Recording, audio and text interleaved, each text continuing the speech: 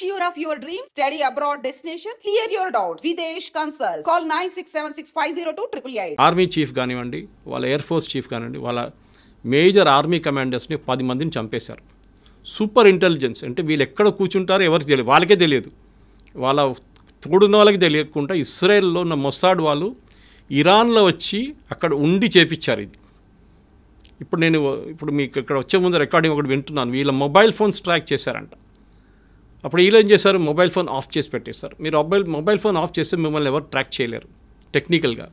కానీ అది కూడా ఇజ్రాయెల్ దగ్గర టెక్నాలజీ ఉందంట. మొబైల్ ఆఫ్ చేస్తే పెడితే కూడా టెక్నాలజీ మీ మొబైల్ని ట్రాక్ చేస్తారంట. So Israel is super duper smart టెక్నాలజీలో వాళ్ళని. అది కాకుండా ఇంటెలిజెన్స్లో మొసాడ్ లాంటి ఏజెన్సీని ఈవెన్ అమెరికన్ సిఏ పనికిరాదు. They are super. ఇప్పుడు కాదు, ఫస్ట్ టైం కాదు, వాళ్ళ మ్యూనిక్ ఒలింపిక్స్లో 11 మంది అథ్లీట్స్ని చంపిన వాళ్ళు 8 మంది వచ్చి చేశారు. మెయిన్ టెర్రరిస్ట్ 8 మందిని వాళ్ళు చంపారు. తర్వాత ఒక్కరినైతే ఒక 20 సంవత్సరాల తర్వాత వెళ్ళి బ్రెజిలియన్ జంగిల్లో వెళ్ళి కొట్టారు. ఆలోచించండి, మొసాడ్ ఇస్ చాలా సూపర్. వాళ్ళు చాలా ప్లేసెస్లో అసాసినేషన్ చేశారు ఇలా ఎనిమీస్ మీద అనమాట. ఇజ్రాయెల్ ఎనిమీస్ ఎక్కడకుండా వాళ్ళ మీద చేశారు. అది కాకుండా ఇప్పుడు జరిగిన మొన్న దాంట్లో ఫస్ట్ వీళ్ళ ఆర్మీ లీడర్షిప్ మొత్తం కొట్టేశారు. న్యూక్లియర్ సైంటిస్ట్ని చంపేశారు. దీనికన్నా ముందు కూడా చేశారు. ఈవెన్ యూఎస్ చేశారు. సొలైమానీ బాంబింగ్ ఒకటి ఉండే, ఫేమస్ బాంబింగ్ ఒకటి, అక్కడ కూడా వాళ్ళు చేసింది అదే. ఇప్పుడు మన హెజ్బుల్లా బాంబింగ్ చూసాం. హెజ్బుల్లాది మీటింగ్ జరుగుతున్నప్పుడు నస్రుల్లాని కొట్టారు. అది కూడా బంకర్ 3 ఫ్లోర్ల కింద. బంకర్ బస్టర్ బాంబ్ అంటారు దాన్ని. అంటే బాంబు పైనుంచి డ్రిల్ చేసుకుంటూ పోతుంది. డ్రిల్ చేసి వెళ్ళి కింద ఎక్కడ ఉందో అక్కడ వెళ్ళి కంప్లీట్ బ్లాస్ట్ అయిపోతుంది అనమాట. షాక్తో చనిపోతారు, మంటలేమి ఉండదు. ఈవెన్ నసరల్లా బాడీ అట్లనే దొరికింది ఇంటాక్ట్. ఈ డైడ్ ఆఫ్ షాక్. ఇజ్రాయెల్ మనకు అదే బాంబ్ బాలాకోట్లో ఇచ్చారు. బాలాకోట్ బాంబింగ్ భారతదేశం చేసినప్పుడు మన పుల్వామా అటాక్ తర్వాత వీ డిడ్ బాలాకోట్, వాళ్ళ టెర్రరిస్ట్ గ్రూప్ మీద అటాక్ చేసాం పాకిస్తాన్లో. మనకు వాడిన బాంబ్ బంకర్ బస్టర్ బాంబ్. ఇప్పుడు ఇజ్రాయెల్ దగ్గర ఆ బాంబులు లేవు అన్నప్పుడు మనం ఇజ్రాయెల్కి ఇచ్చాం. మన దగ్గర అదే అడగబోతున్నాను సార్. ఇప్పుడు ఇండియాకి diaspora is there with Israel and Iran. And తెలియకుండానే ఇందాక కూడా మీరు అంటున్నారు, కాంగ్రెస్ గవర్నమెంట్లో మనం తెలియక ఇరాన్ సపోర్టెడ్ హమాస్ గ్రూప్స్ని మనం కూడా టెర్రరిస్ట్ కాదు అనుకుంటూ, but we are still supporting there. India ఇద్దరికీ తెలిసిన నేషన్ అవ్వడం వల్ల suppose if India has to take a stand, ఎవరికి సపోర్ట్ చేస్తుంది ఇండియా? ఎవరికి సపోర్ట్ చేస్తే నష్టం? న్యూట్రల్గా ఉన్నా కూడా ఒక రకంగా కత్తి మీద సావలానే ఉంది ఇండియా పరిస్థితి. అసలు what is the future prediction for India? ఎవరికి సపోర్ట్ చేయాలి? చేస్తే ఎవరికి మంచిది? చేయకపోతే ఏం జరగబోతోంది? ఇద్దరికి బ్యాలెన్స్ చేయాల్సి వస్తుందండి. మనకి ఎప్పుడైనా పాజిటివ్ రిలేషన్షిప్ ఇజ్రాయెల్తోనే ఉంది. దానికోసం మొన్న SCO ఒక బాడీ ఉంది, మన బ్రెజిల్, చైనా వీళ్ళందరూ ఉన్న సోవియట్ యూనియన్ ఉన్న ఒక బ్లాక్ ఉంది ఒకటి. అక్కడ మొన్న ఒక రెజల్యూషన్ పాస్ చేశారు ఇజ్రాయెల్ వ్యతిరేకంగా. భారతదేశం దాని నుంచి బయటకు వచ్చేసింది resolution. We didn't accept it. So ఇజ్రాయెల్కి వ్యతిరేకంగా భారతదేశం లేదు. First point. సెకండ్, ఇరాన్తో కూడా మనం ఫ్రెండ్షిప్ పెట్టుకుంటున్నాం. ఎందుకంటే ఇరాన్కి ఏం కావాలంటే వాళ్ళకి తెలుసు వాళ్ళ వైపు నుంచి ఎవరు రావట్లేదు. ఇప్పుడు చూడండి, ఈ వార్లో ఒక్క దేశం ఇంక్లూడింగ్ పాకిస్తాన్ వాళ్ళ వైపు రావట్లేదు. ఇరాన్ సపోర్టెడ్ హమాస్ గ్రూప్స్ని ఇండియా ఎందుకు సపోర్ట్ చేస్తుంది సార్? మరి ఇండియా సపోర్ట్ చేయట్లేదు, ఇండియా కండమ్ చేయట్లేదు. We are not declared them as a terrorist group. Problem ఎక్కడ వస్తుందంటే షియాస్, మన దగ్గర ఉన్న షియాస్, కశ్మీర్ వైపు షియా పాపులేషన్ ఎక్కువ. మీరు లదాఖ్కి వెళ్తే, లదాఖ్ ఒక యూనియన్ టెరిటరీగా తీసుకుంటే లదాఖ్లో రెండు పీసులు ఉన్నాయి. ఒకటి నేను ఒక 1 year ముందు వెళ్ళాను అక్కడికి. ఒకవైపు వైపు బుద్ధిస్ట్ ఉంటారు, వేరే కార్గిల్ వైపు లద్దాఖ్ది మొత్తం షియా ముస్లిమ్స్ ఉంటారు. మీరు అక్కడ వెళ్తే కాఫీ షాప్లలో, రెస్టారెంట్లలో, హెయిర్ కటింగ్ సెలూన్లలో అంత ఖొమేనీ ఫోటో కనిపిస్తుంది మీకు. They are Shias. ఇప్పుడు నేను అడిగా చాలామంది నా దగ్గర, సురేష్ గారు ఈ కశ్మీర్ నుంచి వెళ్ళారా చాలామంది అంటున్నారు, ఇరాన్కి చదువుకోవడానికి అన్నారు. నేను చెప్పాను కరెక్ట్. మిగతా ఎవరైనా ఇండియా నుంచి యూఎస్కి వెళ్తారు, యూకేకి వెళ్తారు, యూరోప్కి వెళ్తారు, కెనడాకి వెళ్తారు, ఆస్ట్రేలియాకి వెళ్తారు, కానీ ఇరాన్కి చదువుకోవడానికి ఎవరు వెళ్ళారు? నిన్న మొత్తం పెద్ద గొడవ రాత్రి కదా, మమ్మల్ని అందరిని ఎవాక్యువేట్ చేయండి ఇక్కడి నుంచి అని చెప్పి. అప్పుడు నేను కనుక్కున్నప్పుడు తెలిసిపోయింది వీళ్ళంతా కశ్మీర్ నుంచి వెళ్ళిన వాళ్ళు, షియా ముస్లిమ్స్. అక్కడ ఒక కనెక్షన్ ఉందన్న మనకి. తో కశ్మీర్లో గొడవ జరిగినప్పుడు మొన్న కూడా Khamenei, the same Khamenei statement ఏమి ఇచ్చారంటే Kashmir is a disputed territory, ముస్లిమ్స్ని కశ్మీర్ భారతదేశం దగ్గర నుంచి గుంజుకోవాలని స్టేట్మెంట్ ఇచ్చారు ఖమేనీ. ఓకే, రిలీజియస్ యాంగిల్ నుంచి. కానీ మనం దాన్ని లైట్గా తీసుకున్నాం. We just condemned it. ఆయన తర్వాత దాని గురించి మాట్లాడలేదు, ఏదో ఒక రోజు జోష్లో చెప్పేసిండు అంతే. అదే టైంలో మనకి చాబార్ ఫోర్ట్ అనే పోర్ట్ ఉంది ఇరాన్లో. మన ఆ పోర్ట్ని కాంట్రాక్ట్లో తీసుకున్నాం, అంటే అవుట్సోర్సింగ్లో తీసుకున్నాం మనకు అక్కడ ఒక 6 బర్త్స్ ఇచ్చారు వాళ్ళు. చాలా క్రూషియల్ అది, ఎందుకంటే ఆఫ్ఘనిస్తాన్ ఎంటర్ కావడానికి పాకిస్తాన్ నుంచి వెళ్ళకుండా మనకు వెళ్ళడానికి ఒక రూట్ అది చాబార్ ఫోర్ట్. మన అక్కడ చాలా వేల కోట్లు, ఆల్మోస్ట్ 1000 కోట్లు 2000 కోట్లు పెట్టి ఆ పోర్ట్ని డెవలప్ చేస్తున్నాం. ఇరాన్ దగ్గర డబ్బులు లేవు. శాంక్షన్స్ వచ్చిన తర్వాత, యుఎస్ శాంక్షన్ పెట్టిన తర్వాత ఇరాన్ ఓపెన్లీ వాళ్ళ ఆయిల్ అమ్మలేకపోతున్నారు. ఇప్పుడు రష్యా చేస్తున్నట్లని యుక్రెయిన్ వార్ తర్వాత కొన్ని రోజులు మనం కూడా కొనుక్కున్నాం ఇరాన్ దగ్గర నుంచి క్రూడ్ ఆయిల్ కొనుక్కున్నాం. కానీ దాని తర్వాత మళ్ళీ పేమెంట్ ప్రాబ్లం వచ్చింది. యుఎస్ అన్నారు బ్యాంకింగ్ సిస్టమ్ పనిచేయదు, ఇరాన్తో మీరు డీల్ చేసుకుంటే డీల్ చేసుకోండి అని. కొన్ని రోజులు మన దగ్గర రూపీ ట్రేడ్ చేసుకున్నారు, రూపీ ట్రేడ్. దాని తర్వాత బాటర్ ట్రేడ్ పెట్టుకున్నారు, మీరు మాకు బియ్యం ఇవ్వండి మేము మీకు ఫ్యూయల్ ఇస్తామని, క్రూడ్ ఆయిల్ ఇస్తామని. సో రెండు వైపు నుంచి మీరు అడిగిన ప్రశ్నకి మనకి ఇజ్రాయెల్ చాలా కావాలి. మనకి టెక్నాలజీ వైపు మన వెపన్స్ అన్నీ మన దగ్గర. మొన్న జరిగిన పాకిస్తాన్ మీద జరిగిన దాడిలో 3 మేజర్ వెపన్స్ మ్యానుఫ్యాక్చర్ చేసేది ఇజ్రాయలీ కంపెనీస్ భారతదేశంలో జాయింట్ వెంచర్గా. దాంట్లో ఒకటి హైదరాబాద్ కూడా ఉంది, పేరు చెప్పకూడదు, హైదరాబాద్ కూడా ఉంది ఒకటి బెంగళూరులో ఉంది. సో వాళ్ళ వెపన్స్ మనం వాడుకుంటున్నాం, వాళ్ళతో జాయింట్ ఫ్రెండ్షిప్ ఉండాలి లాంగ్ టర్మ్. ఎందుకంటే ఈ అయోత్తోలో ఎప్పుడు పోతాడో తెలియదు, ఇప్పుడు కనిపించలేదు అంటున్నాం, 3 రోజుల కనిపించట్లేదు, ఎక్కడున్నారో ఎవరికి తెలియదు, ఈ రెజ్యూమ్ ఎప్పుడు పోతుందో తెలియదు. వీళ్ళేమంటున్నారంటే యుఎస్ ఇజ్రాయెల్ ఇద్దరు అంటున్నారు రెజ్యూమ్ చేంజ్, అంటే అక్కడ ఉన్న గవర్నమెంట్ని మార్చడానికి మాకేం ఇంట్రెస్ట్ ఏం లేదు, కానీ ఇరాన్ దగ్గర న్యూక్లియర్ వెపన్స్ ఉండకూడదు, అది మా అల్టీరియర్ ఎయిమ్. వాళ్ళు న్యూక్లియర్ టెక్నాలజీ పీస్ఫుల్ యూస్కి వాడుకుంటే మాకు ప్రాబ్లం లేదు, కానీ వాళ్ళు వెపన్ గ్రేడ్కి వస్తే మేము వాళ్ళని కొట్టుపడేస్తాం. అదేమి ఇప్పుడు చేస్తున్నారు. ఇప్పుడు ఏమైపోయిందంటే లాస్ట్ 3 రోజుల్లో, ఎస్పెషలీ లాస్ట్ నైట్లో చాలా మట్టుకు ఇరాన్ మీద మేజర్ టౌన్స్ మీద, ఎస్పెషలీ తెహరాన్ కానివ్వండి, ఇంకోటి ఇస్ఫహాన్ అని చెప్పి వాళ్ళకి పెద్ద టౌన్ ఉంది. ఇన్ఫాక్ట్ ఇస్ఫహాన్కి హైదరాబాద్కి పెద్ద కనెక్షన్ ఉంది. ఇక్కడ మన వాళ్ళు ఈ పర్షియా నుంచి వచ్చిన వాళ్ళు చాలామంది హైదరాబాద్కి వచ్చి సెటిల్ అయ్యారు, ఇంక్లూడింగ్ నిజామ్స్, కంప్లీట్ డైనస్టీ అక్కడి నుంచి వచ్చారు, అసఫ్జాయి. సో వాళ్ళు ఈ హైదరాబాద్ మీరు ఎయిర్ నుంచి ఒక హెలికాప్టర్లో వెళ్ళి మీరు చార్మినార్ దగ్గర నుంచి ఒక షాట్ తీసుకొని అదే షాట్ మీరు ఇరాన్ ఇస్ఫహాన్ టౌన్ నడిమిట్లలో తీసుకుంటే 2 సేమ్ ఉంటుంది. సో ఇస్ఫహాన్ హైదరాబాద్ మోడల్ చేస్తుంది ఇస్ఫహాన్ మీద అనమాట. సో ఇస్ఫహాన్లో పెద్ద న్యూక్లియర్ ఫెసిలిటీ ఒకటి ఉంది, ఇంకోటి ఫరోల్ది చెప్పి ఇంకో ప్లేస్లో ఒక న్యూక్లియర్ ఫెసిలిటీ ఉంది. ఇదంతా మౌంటైన్స్ కింద ఉంది. దాన్ని ఇజ్రాయెల్ కొడుతున్నారు రెగ్యులర్గా. ఇప్పుడు అది కాకుండా వీళ్ళ దగ్గర ఉన్న 40,000 అన్నారు, ఫస్ట్ 1,00,000 మిసైల్స్ ఉన్నారు, దాన్ని మళ్ళీ డిగ్రేడ్ చేసి 60 అన్నారు, మళ్ళీ 40 అన్నారు, ఇప్పుడు 20 అంటున్నారు. ఇప్పుడు ఇరాన్ దగ్గర బహుశా ఉన్నది ఒక 15,000 మిసైల్స్. దాన్ని కూడా లాంచర్ మీద పెట్టినప్పుడు నిన్న కూడా చూసాం మనం చాలా మటుకు వీడియోలు, ఇజ్రాయెల్ కొట్టారు లాంచర్ మీద. ఎందుకంటే ఇది దివాళీ పటాకాలు కాదు కదా, ఏదో బాటిల్లో పెట్టి పంపించడానికి పైకి లాంచర్లు కావాల్సి వస్తుంది. మొబైల్ లాంచర్స్ ఉంటుంది, ఫిక్స్డ్ లాంచర్స్ ఉంటుంది. మొబైల్ లాంచర్స్ ట్రాక్ చేయడానికి డిఫికల్ట్ ఉంటుంది. పెద్ద లారీస్ ఉంటుంది, పెద్ద లారీ మీద ఒక మిసైల్ ఇట్లా పెట్టుకొని దాన్ని టిల్ట్ చేసి ఫైర్ చేస్తారు. సో దాన్ని ఆ టైం దొరుకుతుంది మీకు 1/2 అవర్. వీళ్ళు పైనుంచి శాటిలైట్లో చూసుకుంటూ కూర్చున్నారు ఇజ్రాయలీ. ఇమ్మీడియట్గా వాళ్ళ ఎయిర్క్రాఫ్ట్ చెప్తారు దీన్ని వెళ్ళి కొట్టరంటారా అని చెప్పి. నిన్న అదే జరిగిందన్నమాట చాలా చోట్ల. సో వాళ్ళని డిగ్రేడ్ చేస్తున్నారు ఇరాన్ని. ఒక టైం వస్తుంది, ఇంకో వారం తర్వాత 10 రోజుల తర్వాత ఇరాన్ దగ్గర మిసైల్స్ ఉండవు. అప్పుడు ఏం చేస్తారు? అదే టైం ఇజ్రాయెల్ కంప్లీట్గా దానికోసం నిన్న కూడా చూడండి, it had absolute run on Tehran. Even president Trump చెప్పారు వెకేట్ టెహరాన్ ఇమీడియట్లీ, తెహరాన్ ఖాళీ చేయండి. వాళ్ళ మీడియా మనలాంటి దూరదర్శన్ లాంటి అవుట్ఫుట్ ఒకటి ఉంది వాళ్ళకి, అక్కడ దాని మీద దాడి చేశారు. లైవ్గా చూపించారు నేను రాత్రి చూడండి, ఒక లేడీ న్యూస్ చదువుతున్నప్పుడు లైవ్గా 9 PM బులెటిన్ కొట్టారు వాళ్ళు ఆ టైంలో కరెక్ట్గా. సో ఇజ్రాయెల్ ఏంటంటే టోటల్ డామినెన్స్. ఇప్పుడు ట్రంప్ కూడా సపోర్ట్ చేయాల్సి వస్తుంది ట్రంప్కి, వాళ్ళకు కూడా ఇంకా they have no other choice యూఎస్కి ఇప్పుడు. సో ఎలా అయితే ఇరాన్ వెపన్స్కి ఇంకా మా దగ్గర అయిపోతున్నాయి అని చెప్పే స్టేట్కి వస్తుందో, న్యూట్రల్గా బిహేవ్ చేసే పొజిషన్ నుంచి ఇండియాకి కూడా కష్టమయ్యే సిచ్యువేషన్ వచ్చింది అనుకుందాం sir. Because India wants Israel and India also has to support Iran.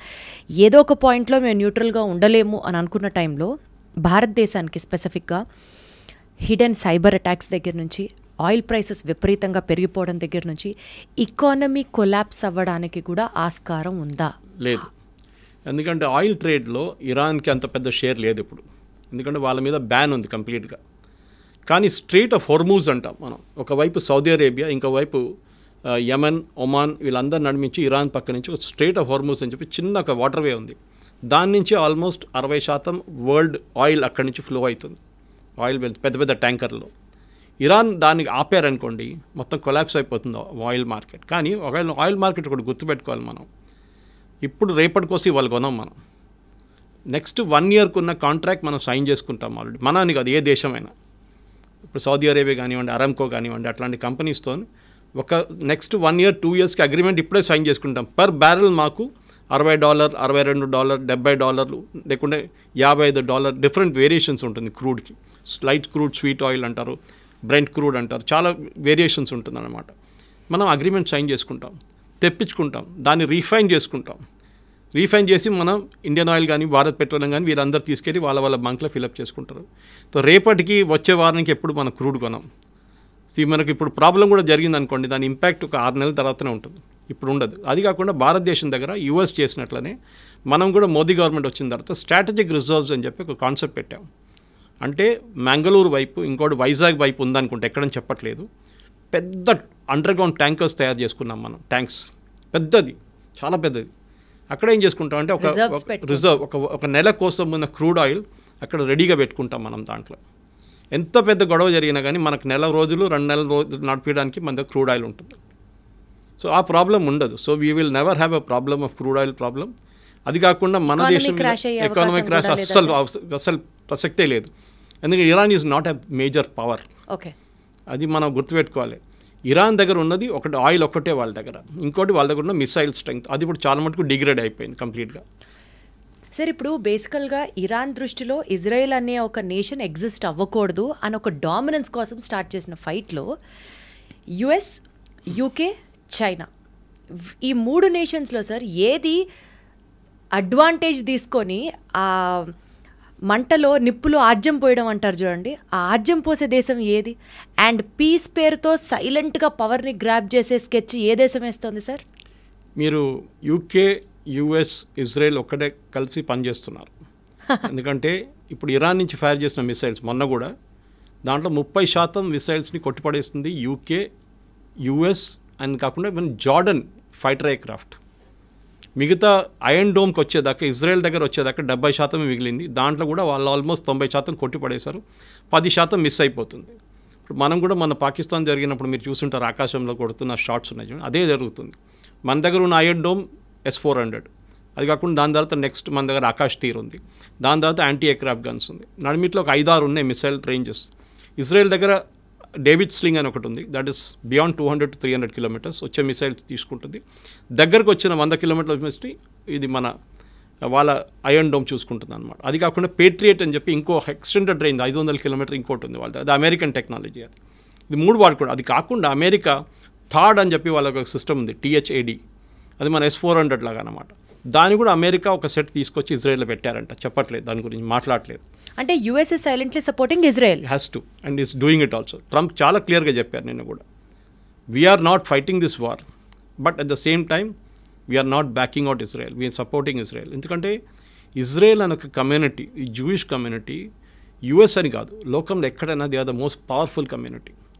Finance వాళ్ళ చేతిలో ఉంటుంది, మీడియా వాళ్ళ చేతిలో ఉంటుంది. యుఎస్లో కూడా అంతే. ఏ యుఎస్ పొలిటీషియన్ కూడా జ్యూస్ని ఇగ్నోర్ చేయరు.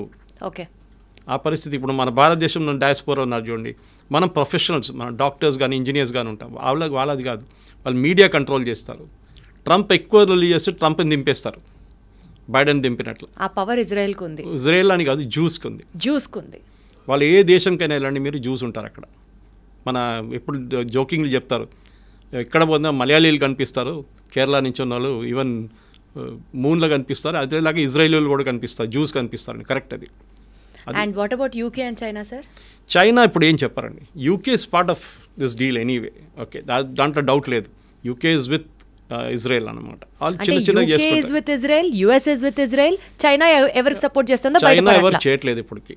చైనా ఓన్లీ రెజల్యూషన్ పాస్ చేస్తుంది, మేము కండెమ్ చేస్తున్నాం, మేము అది చేస్తున్నాం, ఇది చేస్తున్నాం. ఎందుకంటే చైనాకి భయం ఏంటంటే, మేము దీంట్లో గిట్ట దడితే యుఎస్ వచ్చి అక్కడ వాళ్ళ తైవాన్ దగ్గర వచ్చి కూర్చుంటారు, యుఎస్ సౌత్ చైనా సీలో మమ్మల్ని మా షిప్ని పోనీయరు, మేము దీంట్లో గొడవ మాకు పెట్టక్కర్లేదు. వాళ్ళు ఓడిపోతున్న పార్టీతో మేమేం పెట్టుకోము ఇరాన్లో, వాళ్ళు ఓడిపోతారు, రేపు పారిపోతారు, ఆయన రష్యాకి వెళ్ళిపోతారు, ఎక్కడికి వెళ్తారో తెలియదు ఖమేని, కానీ వెళ్ళిపోతారు, గాయబైపోతారని ఒక కాన్ఫిడెన్స్. అంటే ఎవరికి ఇరాన్ మీద నమ్మకం లేదు ప్రస్తుతం. లేదు, ఎందుకంటే ఆ రెజీమ్ పవర్ పోయింది ఇప్పుడు. ఓకే, వాళ్ళు ఇన్ని రోజులు ఏమనుకున్నారంటే వీళ్ళు ఇన్విన్సిబుల్ పవర్, వీళ్ళ దగ్గర మిసైల్స్ 1,00,000 మిసైల్స్ ఉన్నాయి, వాళ్ళు ఈజీగా ట్యాకిల్ చేసుకోండి. ఇజ్రాయెల్ ఎట్లా అంటే వాళ్ళు ఒక సంవత్సరం ప్లాన్ చేశారు ఈ ఆపరేషన్, రైజింగ్ లైన్ ఆపరేషన్. ఇప్పుడు మన జరుగుతున్న ఈ ఫైట్ కరెక్ట్గా ప్లాన్ చేసుకొని వాళ్ళు ఆ టార్గెట్స్ కొట్టారు. ఫస్ట్ ఆర్మీ జనరల్స్ మొత్తం వైప్అవుట్ చేసేసారు, రెవల్యూషనరీ గార్డ్ టాప్ టియర్ అంతా చేసేసారు. ఆలోచించండి, ఒక దేశంలో ఉన్న టాప్ మిలిటరీ కమాండ్ మొత్తం తీస్తే ఎట్లా ఫంక్షన్ చేస్తారు. సరే అని చెప్పి Khamenei next in command army చీఫ్ని అపాయింట్ చేశారు. ఆయన్ని ఒక గంట సేపు ముందు కొట్టిపాడేశారు, ఇజ్రాయెల్ ఖతం చేశారు ఆయన కూడా. ఇప్పుడు ఆలోచించండి, భయపడతారు. కొత్తని పెడితే వాడిని కొట్టేస్తారు. సినవార్ అదేగా అయింది. యహ సినవార్ చనిపోయినప్పుడు వాళ్ళు ఇజ్రాయెల్ చంపిన తర్వాత వాళ్ళ బ్రదర్ని అపాయింట్ చేశారు. వాడిని 6 నెలలలోపు వాడిని కూడా కొట్టేశారు. అదే సార్, ఇజ్రాయెల్ మాస్టర్ మైండ్తో చూసుకుంటే ఇది కేవలం ఇజ్రాయెల్ వర్సెస్ ఇరాన్లా చూడాలా, లేకపోతే is this paving a way for third world war? Third world war ఇక్కడ జరగదండి. It's only a concept. First world war, second world war ఎందుకు జరిగింది? చిన్న కిడ్నాపింగ్ ఇన్సిడెంట్తో జరిగింది first world war. Second world war ఒక మిస్అండర్స్టాండింగ్తో స్టార్ట్ అయింది. దాని తర్వాత వీళ్ళందరూ వచ్చి పడ్డారు, జర్మనీ కానివ్వండి, ఫ్రాన్స్ కానివ్వండి, తర్వాత లాస్ట్ యూఎస్ కూడా వచ్చి పడ్డారు. అలా ఒక్కొక్క దేశం కలుసుకుంటూ వెళ్తే వరల్డ్ వార్ ఎప్పుడు జరగదు. ఫస్ట్ ఆఫ్ ఆల్ అందరికీ first world war, second world వార్లో trade was not a big thing. ఇప్పుడు trade is very big thing. అందరికి భయం ఏంటంటే ఇప్పుడు ఏదైనా యుద్ధం వస్తే మా ట్రేడ్ పెద్ద దెబ్బతింటుందని. ఇప్పుడు చూడండి, యుక్రెయిన్ రష్యా 3 సంవత్సరాల నుంచి కొట్టుకుంటున్నారు. ఎవరైనా కలుస్తున్నారండి? ఎవరు కలవట్లేదు.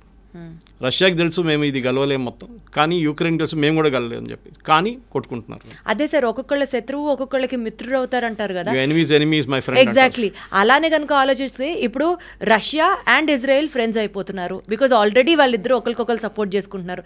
ఇలా ఒక్కొక్క దేశం యాడ్ చేసుకుంటూ వెళ్తే రేపు ఒక పెద్ద విధ్వంసం జరుగుతుందా అని భయం వేస్తుంది. ఏం కాదండి, వాళ్ళ సెల్ఫిష్ ఇంట్రెస్ట్ చూసుకుంటున్నారు. రష్యాకి ఇప్పుడు టైం లేదు. రష్యాకి వాళ్ళ దగ్గర ఉన్న యుక్రెయిన్తో ప్రాబ్లం నడుస్తుంది. వాళ్ళు ఎవరిని సపోర్ట్ చేయడానికో ఎవరిని డిఫెండ్ చేయడానికి వెళ్ళరు. వాళ్ళ ఇంట్లోనే మంట పట్టుకుంది, వాళ్ళు చూసుకుంటున్నారు దాన్ని. ఇంకొక ఇంట్లో ఏం చూసుకుంటామని వాళ్ళు.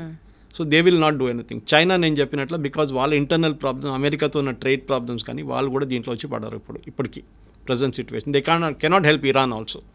మీరు మిసైల్స్ ఇచ్చినా కానీ వాళ్ళు ఇరాన్ వాడుకోలేరు ఇప్పుడు దాన్ని. ఆ టెక్నాలజీ డిఫరెంట్ ఉంటుంది. పాకిస్తాన్కి మొన్న ఇచ్చినట్టు వాళ్ళ టెక్నాలజీ లాగా అయిపోతుంది.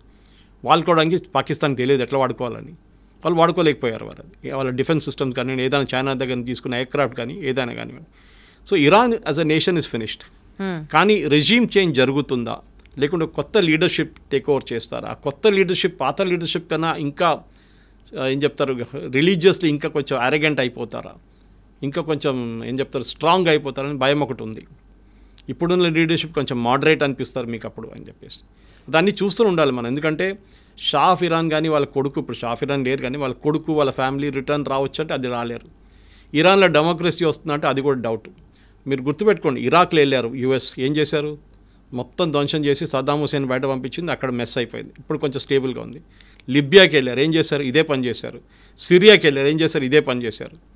ఆఫ్ఘనిస్తాన్కి వెళ్ళారు, అక్కడ కూడా మొత్తం ధ్వంసం చేశారు యుఎస్. సో యుఎస్ ఎక్కడ వెళ్ళినా కానీ అక్కడ ధ్వంసం చేసి వాళ్ళ ఎప్పుడైనా గుర్తుపెట్టుకోండి, US never fought a war on its soil. వాళ్ళ సాయిల్ మీద ఇవాళ దాకా ఒక ఫైట్ జరగలేదు. 2 సార్లు జరిగింది. ఒకటి పర్ల్ హార్బర్, జాపనీస్ పైలట్స్ వచ్చి వాళ్ళ మీద అటాక్ చేశారు, కామికాజే అటాక్ చేశారు.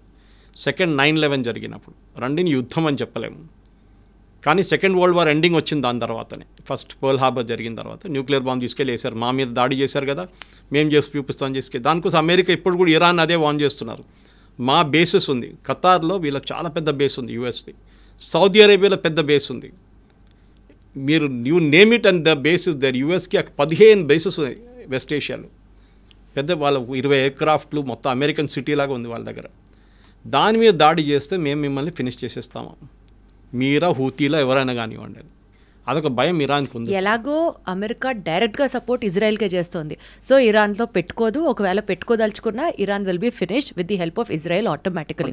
సరే, ఈ నేపథ్యంలో ఏ మిసైల్ ఎప్పుడు పేలుతుందో తెలీదు ఇరాన్ మీద. ఇరాన్ రెజీమ్ ఎంత మారుతున్నా, ఆ చేంజింగ్ ఓవర్ చూసుకుంటున్నా సరే, but still if Israel is very specific about Iran finish చేసే నేపథ్యంలో one shocking incident where India should also be equally ready for or well equipped for, foresee చేసుకుంటూ India కూడా జాగ్రత్త పడాల్సిన సిచ్యువేషన్ ఏమైనా మీ ప్రెడిక్షన్లో ఉందంటారా? What do have to say about it? Nuclear, ఎందుకంటే ఫోర్డ్రో కానివ్వండి, వాళ్ళది నాన్స్ 2 న్యూక్లియర్ ఫెసిలిటీస్ మీద దాడి జరుగుతుంది. ఆల్రెడీ కొంచెం లీకేజ్ ఉందని చెప్తున్నారు నాన్స్ ఫెసిలిటీ నుంచి. అది చాలా డేంజరస్, ఎందుకంటే న్యూక్లియర్ లీక్ ఒకసారి మొదలైతే దానికి ఎండ్ ఉండదు. 500 కిలోమీటర్ ఎక్స్టెండ్ చేసుకోవచ్చు, 1000 కిలోమీటర్ దాకా వెళ్ళచ్చు. దానికోసం పాకిస్తాన్ మీద మనం ఎప్పుడు డైరెక్ట్ వాళ్ళ న్యూక్లియర్ అసెట్స్ మీద దాడి చేయం. ఇండైరెక్ట్గా చేస్తాం మనం. ఎందుకంటే న్యూక్లియర్ అది ఒకసేపు గాలి కొట్టి రాజస్థాన్ వైపు వస్తే మొత్తం రాజస్థాన్ ఫినిష్ అయిపోతుంది రేపు. సో న్యూక్లియర్ అనేది చిన్నపిల్లల ఆట కాదు. And we should be very very careful. Handle చేస్తున్న నేషన్ మనకు ఆ థ్రెట్ ఎక్కడి నుంచి వస్తుంది సార్? మనం ఇజ్రాయెల్ మనకు థ్రెట్ లేదు, మనకు ఆ థ్రెట్ లేదు. కానీ న్యూక్లియర్ ఎక్స్ప్లోషన్ జరిగిందనుకోండి, దాని చుట్టుపక్కల 500 కిలోమీటర్ దాకా దాని ఇంపాక్ట్ ఉంటుంది. దానికోసం ఇజ్రాయెల్ ఇప్పుడు కూడా వాళ్ళ అసెట్స్ మీద దాడి చేయట్లేదు. వాళ్ళ ఎంట్రన్స్ మనం కొట్లనే ఎంట్రన్స్లో కొడుతున్నారు దాని, ఎందుకంటే అన్ని మౌంటైన్స్ లోపల ఉంటుంది. సో దాని లోపలికి పంపించి మిసైల్ కొడుతున్నారు. ఏమైనా కంటామినేషన్ ఉంటే కంటామినేషన్ ఆ మౌంటైన్ లోపల ఉండిపోతుంది. దాని తర్వాత కాంక్రీట్ వేసి సీల్ చేయొచ్చు.